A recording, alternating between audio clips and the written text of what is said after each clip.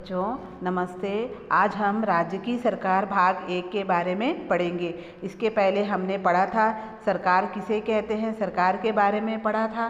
ठीक है, सरकार कितने प्रकार की होती, तो हमने पढ़ा था 2 प्रकार की, केंद्र सरकार और राज्य सरकार। तो अभी इस वीडियो में हम पढ़ेंगे कि राज्य की सरकार बनाने के लिए चुनाव किस तरह होते हैं, सरकार कैसे बनती है। तो इसको जानने के लिए हम एक कहानी पढ़ेंगे। तो अब हम यहाँ पर पढ़ेंगे एक विधायक की कहानी। विधायक से तात्पर्य बेटा विधानसभा के जो सदस्य हैं उनको हम विधायक कहते हैं। ये विधायक जनता का प्रतिनिधित्व करते हैं। ठीक है, इस कहानी में हम पूरब प्रदेश नाम का एक राज्य और उसके विधानसभा क्षेत्र गोपालपुर का वर्णन किया गया है। जैसे हमारा छत्तीसगढ़ प्रदेश है, ठीक है, छत्तीसगढ़ राज्य है, हमारा विधानसभा क्षेत्र डोंगरगढ़ है, ठीक है ना। उसी प्रकार यहाँ पर हम पढ़ेंगे पूरब प्रदेश में विधानसभा क्षेत्र जो है वहाँ का गोपालपुर के बारे में हम पढ़ेंगे। इस कहानी में हम राज्य, विधानसभा क्षेत्र, पार्टी व लोगों के बारे में हम पढ़ेंगे, जो कि ये पूरा एक काल्पनिक है।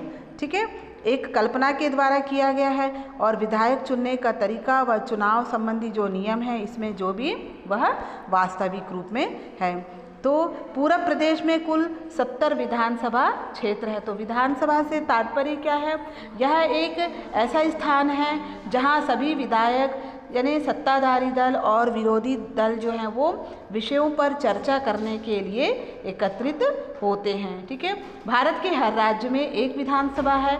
हर राज्य में कई निर्वाचन क्षेत्र में बटा हुआ है। हर निर्वाचन क्षेत्र से जनता का एक प्रतिनिधि विधायक चुना जाता है।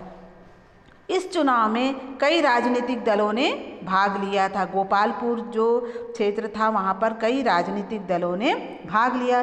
इन दलों में 2 दल थे, भारत दल और जनता मिशन दल। तो गोपालपुर विधानसभा क्षेत्र में जो 2 दल थे वो मुख्य रूप से चुनाव लड़ रही थी, जिसमें एक जो दल थे राम प्रसाद थे, भारत दल था, और जनता जो मिशन दल थी वो था पल्लवी बाई थी। तो ये दोनों जो थे वो गोपालपुर क्षेत्र से लड़ रहे थे। ठीक है, अब इस चुनाव में कई उम्मीदवार चुनाव लड़ सकते हैं।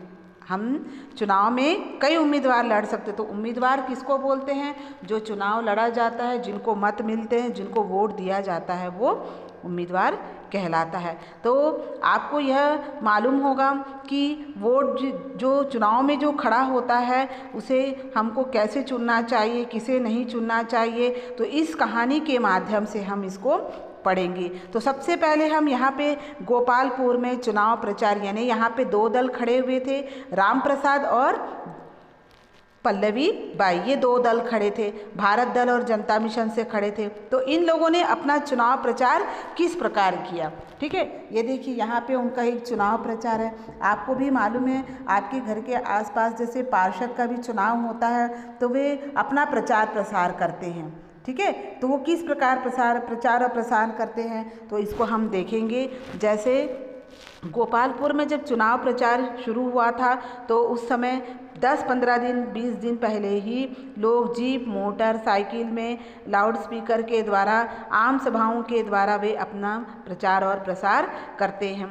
ठीक है, वे सहयोगियों के द्वारा और उम्मीदवारों के द्वारा वे लोगों को ये आश्वासन देते हैं कि हम गरीबी दूर करने का उपाय करेंगे, आपको ज़मीन के पट्टे दिलवाएंगे, गांव में बिजली, पीने का पानी, स्कूल, अस्पताल की सुविधा कराएंगे, रोजगार दिलाएंगे।